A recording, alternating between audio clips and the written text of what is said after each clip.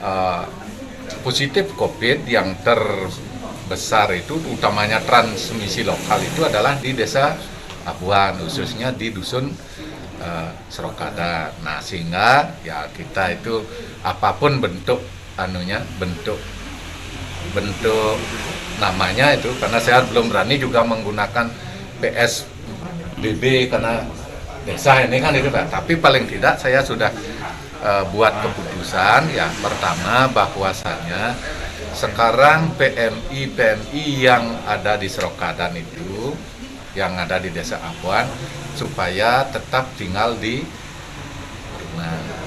Nah, berikutnya juga pembatasan warga yang ada di Abuan ya, social distancingnya ini diperketat, harus masuk dan keluar Desa Abuan sampai kita lakukan tuntas tes rapidnya, karena rencana kita mau lakukan tes rapid massal. Ini rencana pertama sampai ada hal teknis koordinasi dengan Satgas Desa, rencana semua warga Desa Abuan kita rapid.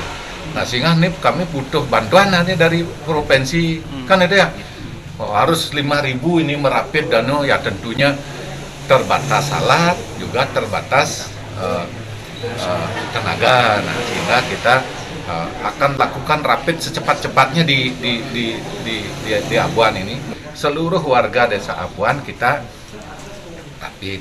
Nah, tapi pada saat merapid ini tadi sudah diskusi dengan Pak Dandim, Pak Kapolres, ya mudah-mudahan diklasifikasi.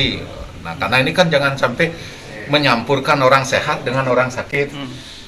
Pertama, yang memiliki PMI dengan keluarganya itu ada tim rapid tersendiri.